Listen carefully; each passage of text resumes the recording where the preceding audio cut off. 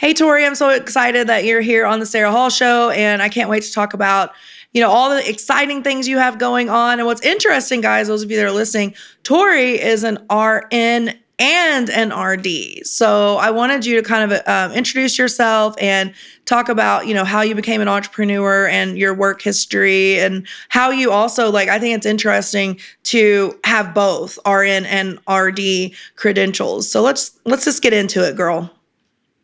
Thanks so much for having me. Okay, well, like a lot of you guys listening, I started out as a dietitian. I love nutrition. I love it. But I went into administration kind of like new into my career. And then I quickly found that I did not love managing people. I did not love that whole piece of it. So the kitchen, the diet techs, the whole shebang. And so I actually decided that I was going to go back to nursing school, which I said I would never do. Because, right, as a dietitian, we don't touch anybody. We're like, oh, here's your Yep. menu. So I went back to nursing school, and it was the best decision I ever made in terms of for me. And also as dietitians, right, we make very little money. I mean, even in California where the cost of living is high, I live in California, we still, a 30-year dietitian makes what a new grad nurse makes. I mean, it's despicable, especially since most of us have master's degrees and are highly educated and all that. So that was what took me to nursing. And then I did that for about 10 years. And during, 2020, when everything got super crazy, that was wild ride. And full on to 2021, I decided, you know what? I am going to get out of the hospital setting, which I had been in since I was a baby dietitian, and wanted to work for myself. So I did. I worked for a clinic for a bit, and I had the last 4 years. Last 3 years, I had been working for a wellness company as a dietitian. So I was working as a nurse in the hospital, but then doing my bread and butter, right? My first love, working with clients for this wellness company. So I decided to do it on my own, which brings me to Sarah. Yes, and we met and we were like, okay, well, I could tell immediately, number one, we clicked and our personalities were so much alike and our Enneagrams are alike and everything. And I just knew that you were going to be very successful. I just can get God gave me very good discernment. He gave all of us discernment, but we have to tap into it.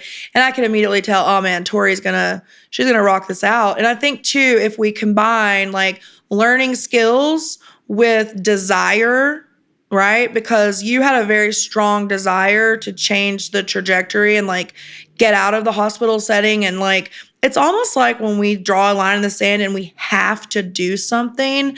I feel like you were at that point of I got to do this and I'm not going to waste time. I'm going to find somebody to help me.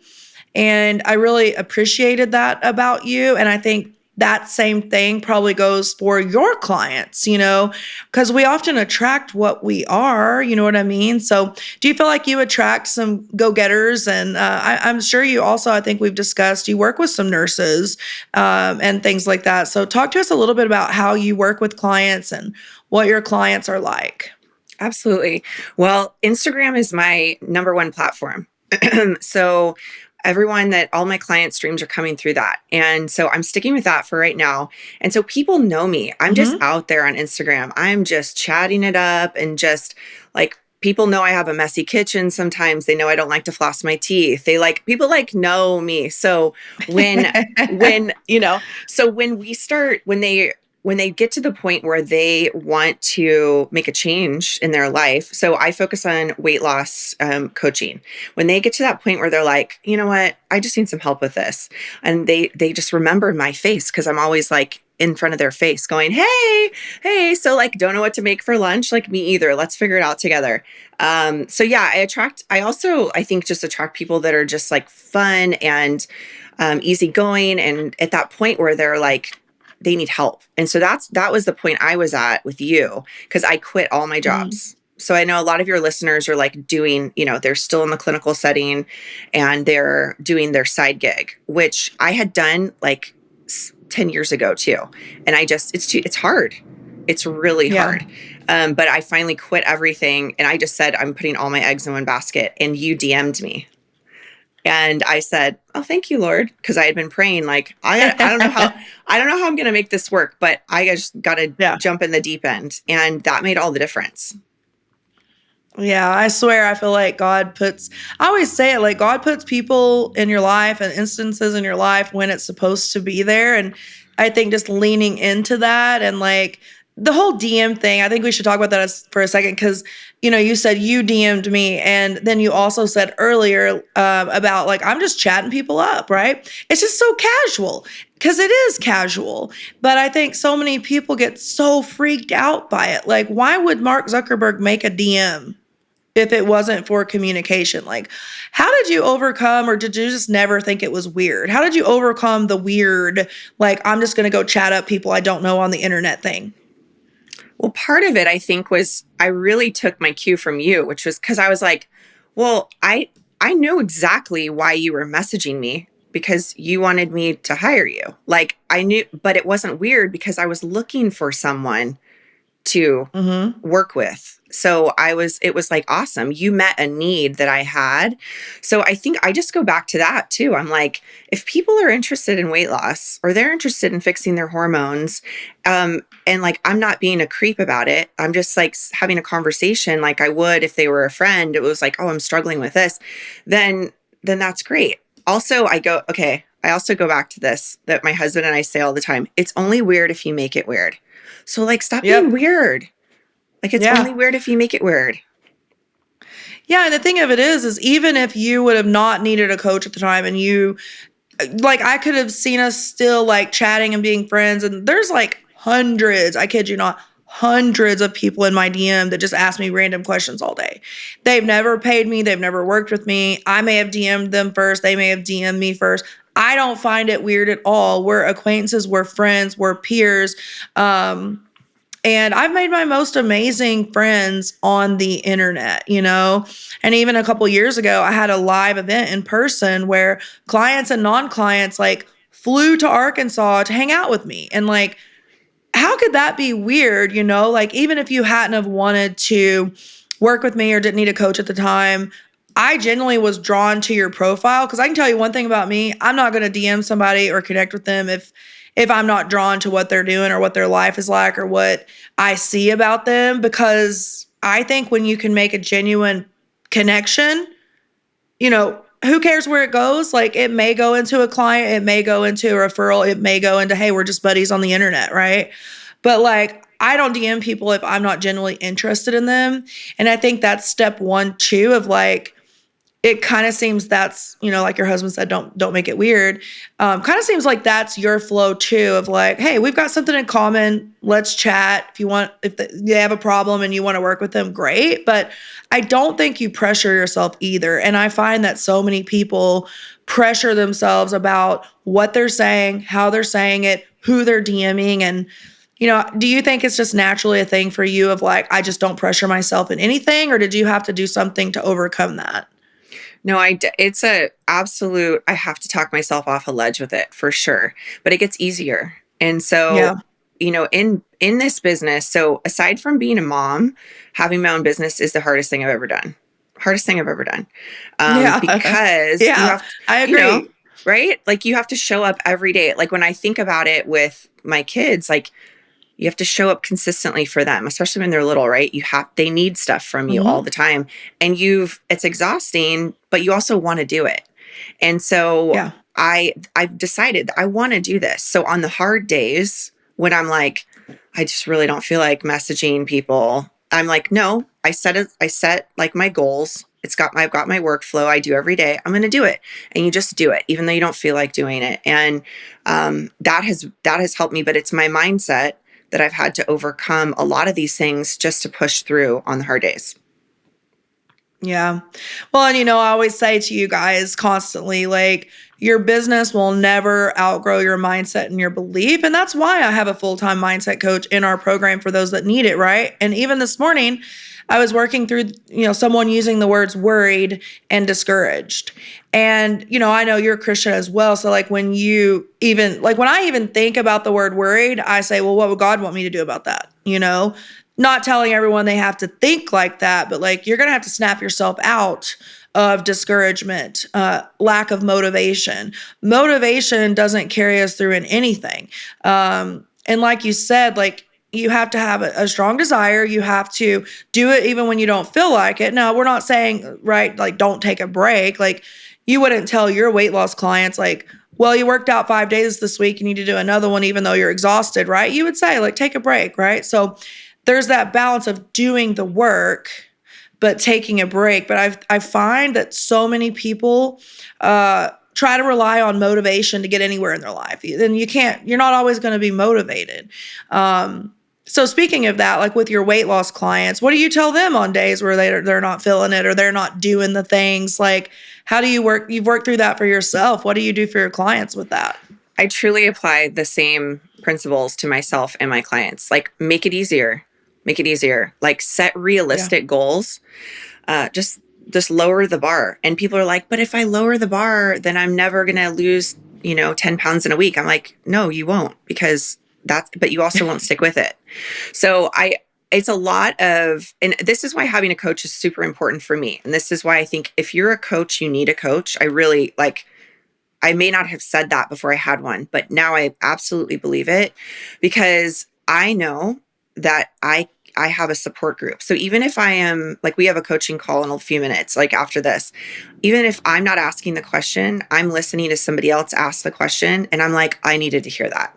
And it's that support element. And also, you give really specific feedback. Like, you are really good at what you do, and you give very personalized feedback. So if anyone is on the fence about working with you, let me just tell you, this is like extremely personal feedback and very pointed. And like, you need to do X, Y, and Z, and you need to do it like tomorrow.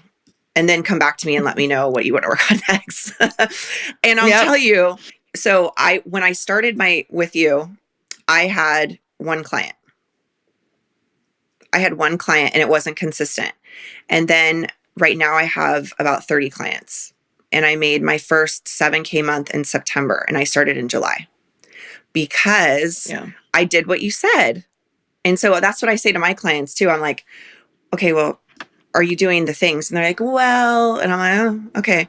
And I have compassion for that. But at the same time, I'm working with you because you know what you're doing. So if I'm not doing what you say, then I'm kind of blowing it. And so it's on me to implement the stuff I learned from you, because it works, and it's awesome, and it's fun. It's fun. And now at some point I got to talk to you about the evergreen, because that's a whole thing. We'll definitely talk about that.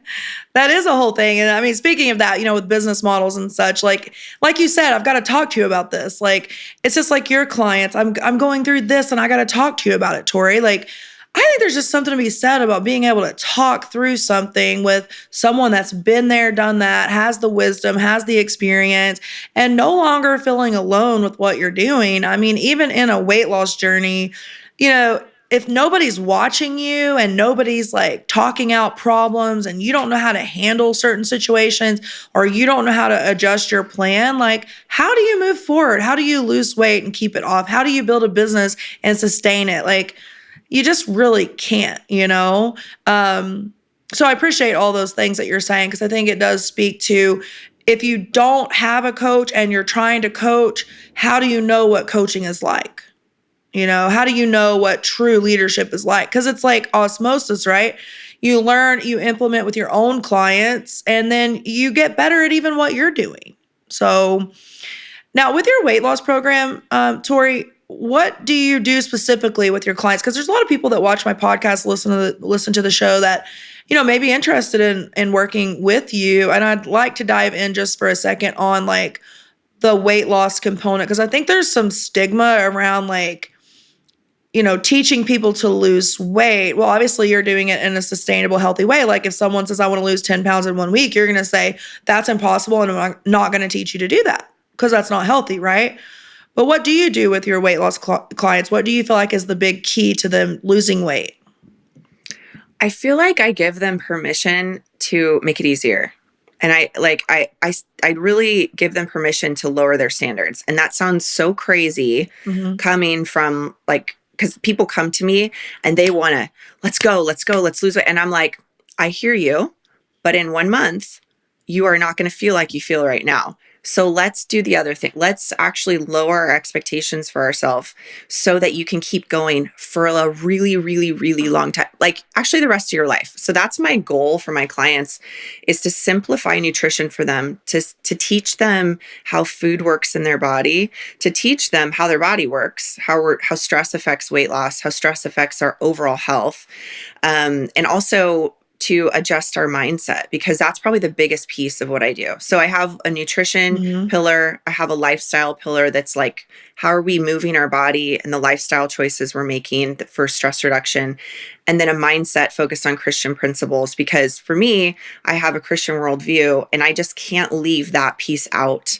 Like it just, I used to work with non-Christians, and I still have clients who aren't who don't have the same worldview as me, but I give, that's how I see the world, and that's how I teach my mindset, and so it's really fun. So I've niched down, like I'm really niched, and it's awesome because the people working with me feel really comfortable, and I don't have to censor myself at all. And it's a really beautiful thing.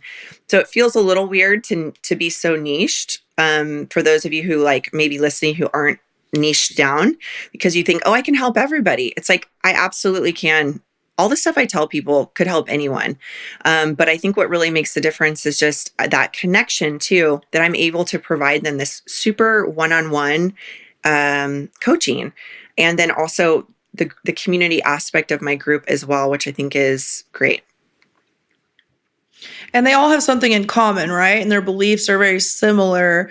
Something you said though about like niching down, like, I think constantly we're either attracting people or we're repelling people, and repelling doesn't have to be used in a negative way, right? Like if your worldviews, if you only enjoy, like it gives you joy to work with women that have the same worldviews, it's okay to say like, hey, I may be really niche down, but I'm finding more joy and I'm attracting the right people. And yes, there may be some that's outside of that, right? But like just the other day, for example, a girl, she applied to work with me. She was all about it. And then she followed me for like a week, and she came back and said, you're just too religious for me. Like, I'm just not into that kind of thing. And you do your Bible study and you talk about God, and I'm just not into that. And I said, well, then we're probably not the right fit to work together. And I was cool with that. And she was cool with it too. And we even said like, we're cool with it. But I didn't care, like, with all due respect, our morals and visions didn't line up. So that's okay, because like it probably would not have been a good coaching relationship. And I think there's a lot of abundance in what you're saying, because, a lot of people would say, I'm scared to niche down, but for you, it gives you joy. And look, your business has still grown because of it. And I think that that's something to be proud of. Yeah, thank you. And it's easier. So it's like dating. Like, why would you date someone that you like don't have a lot in common with? I mean, you can date them. Yeah. You may be attracted to them or whatever, but it's just harder. Like, so it's so much fun for my clients too. I have several clients who have said, I have been in weight loss programs before, or I've worked with a dietitian before, but there's this element of my faith that I left out. And for me, like, that's first in my life, and then everything follows after that. And so why would we not invite God into this weight loss process too, to really switch your mindset to say, how can I take care of this body God's given me so that I can then fortify my mind and go out and really make a difference in this world? And so that's my mess. That's what I'm doing. I'm like, let's go, people, let's go. And it's fun. So yeah. And I'm not for everybody, and that's okay. Yeah, definitely. And I think a lot of people in the beginning, they just want to get clients, and sometimes they're miserable working with those clients because it's like, it's people that you're not even aligned with, and it's not an enjoyable experience. And I can tell you there's no dollar amount that's worth an unenjoyable coach to client experience. One thing I want to say before we move on to like some struggles that you've had, because I don't like to just talk about oh my gosh, we did this. It was awesome. Like, I also want to talk about a struggle. But one thing you said, I'm just compelled to talk about, is, the bringing God into weight loss. And you know what I think? I think the majority of people only go to prayer when they're literally at their wits' end about something. When they're in a bind, like they may not think about it any other time, but when a problem happens, oh, let me pray about it, right? And weight loss doesn't feel like something, I feel like, to most people that a faith-based journey could help with. However, it helps with everything. Worry, discouragement. Like, I may even like say the word, oh my God, I'm worried about this. And as soon as I do it, I'm like, but God doesn't want you to worry, you know? And so like, why would you stay worried and in discouragement? So I think more people that do understand, walking in a path of faith, like, they see it as a component of everything, including if they're trying to be the most healthiest, confident version of themselves. But I just think, and this may be something, you can do on your social media, I don't think that people think I need to include God and prayer and faith in weight loss. I feel like they only want to include it when there's a problem. I mean, what do you think about that? Yeah, well, I actually think it's, I mean, to get into that, you hit the nail on the head really with it. They we separate them, but our body and our mind and our spirit is all connected. And in Yep. America, we don't talk about our bodies in church. Like, we don't talk about it. And so we separate the two. And it's funny because we've actually put these like secular worldviews on our body, on getting healthy. So like, you'll go to yoga class and you'll learn from these Eastern religions about that. But like, the God of the Bible has something to say about your body too. And so I'm on a mission really to heal God's people. Like, and you might think, well, like that's, you're excluding me. I'm like, no, no, no. It's like, but I have a message for people of God to, like, God wants you to Yeah. take care of your body because he's building an army and he wants you to be part of it. And he wants you to take care of your body because when you take care of your body, your mind is fortified. So part of my business stuff too is like, I have to do these little practices to take care of my physical body so that I can be mentally strong to show up for my family, to show up for my Mhm. clients, and to show up for my community too. So it's they're separate, but it's something that I really think needs to change. But I think it's just um, our environment, especially in America, that's kept it so separate. But it's ultimately freeing. I have clients who have been dieting for 50 years. 50, they're like in Wow. their 70s, 50 years, Yeah. and they're finally saying, I no longer see myself in that same way. I'm no longer in prison to my thoughts and my diet because I've let God in and I know how he sees me. And so now that I know how he sees me, I can see myself that way. And that really, like, that it's the enemy keeping us, wanting to destroy our physical body, keeping us from all that God has for us to do and just keeping us stuck.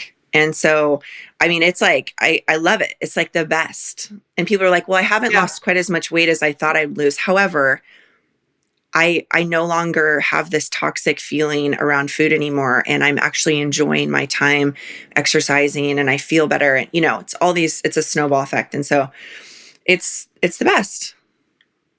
Yeah, I love it. Okay, so let's talk about, I know it's not been a huge, like, long journey of entrepreneurship, but I'm sure there's probably something you could say, man, this was a struggle and this is what I did to overcome it, or this is what helped me, because I like to shed light on amazing wins and I'm always doing that, but like, let's talk through a problem and let's fix it, right? So what's one struggle you've had so far, maybe in the last 6 months, that you want to share here on the show today? I would say my mindset. I mean, truly, like, it is, and that is why it's so important. I love that you have that. You talk a lot about it because just like with Mhm. my weight loss clients, if I didn't address that piece of it, there's a big missing piece that would keep us from moving forward. So for my New Year's resolution, it hit later. I decided that I'm literally giving up fear and worry. Like, I'm literally giving it up. Yeah.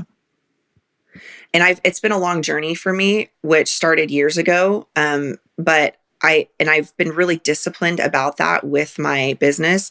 But I think the biggest thing for me is like, it's a daily battle. And to think that it's ever going to go away, it's not ever going to go away. So like in October, I had a ton of clients sign up in September, and then in October I didn't. And so how do you ride those waves of slow weeks? And how do you keep showing up even when you don't think things are going in the right direction for you? So that's been my biggest struggle, which is so amazing. If I didn't have a coach, I don't know that I'd still be coaching right now. Truthfully, I don't know that I would have been able to push through that. No, not knowing like what's real, because you're always in our ear. You're like, you can't focus on this. You have to just keep being disciplined with what you're doing to see results, and it comes. And it's so true. Yeah.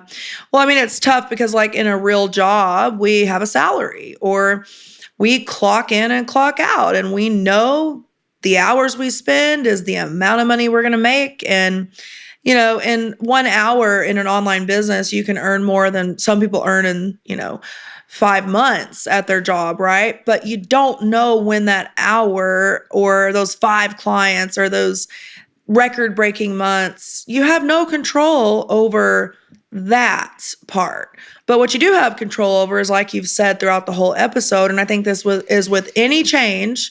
So no matter who's listening or what change they want to make, we do have control over our mindset, our belief, our daily actions, and our discipline. Those are the 4 things, because we don't have control over if we're in a bad mood or have lack of motivation that day.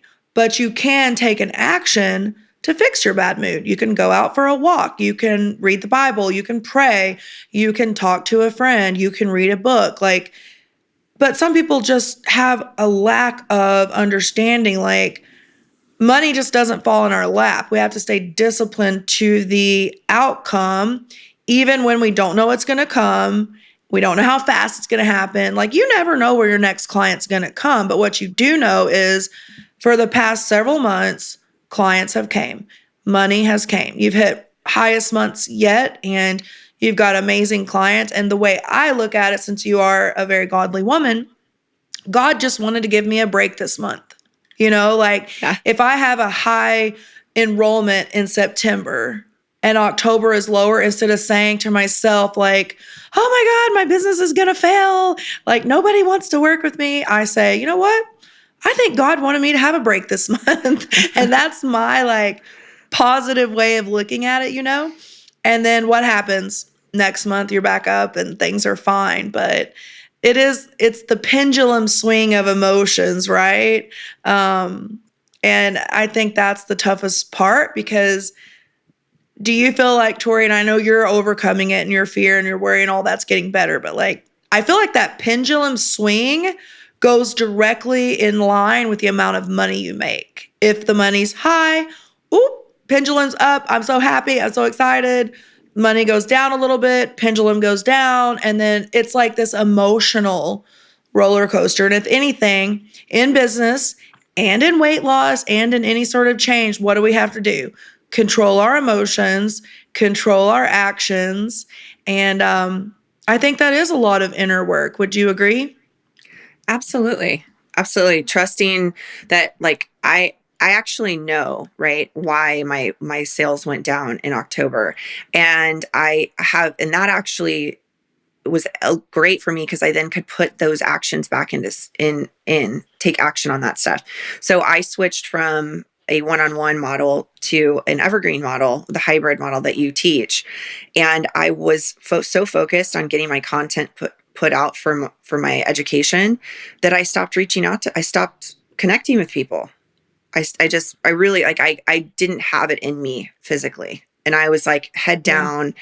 But it just so I said, okay, like, I like put that in perspective. I'm like, I'm going through a transition.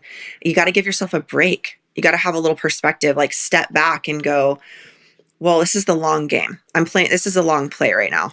I can't be like looking at every single day like this. Or if you get a bunch of no's, no, no, no, no, no, no, you're like, okay, all right, you got to keep going. because this is the life I've chosen. I had a freak out, like, I don't know, a couple weeks ago. And I was like, because I homeschool my kids, and I homeschool my kids. God love them. Okay. Love them.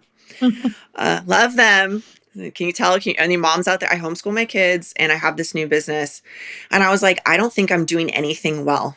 It just felt like that. You know, it's like nothing. I just feel like I'm sucking as a mom. I'm sucking as a wife. I'm sucking all these things. So then I had to reevaluate and go like, do I need to switch? Because my husband's like, do we need to put them in school? Like he was like, like, oh, red alert. Like, is she losing it over here?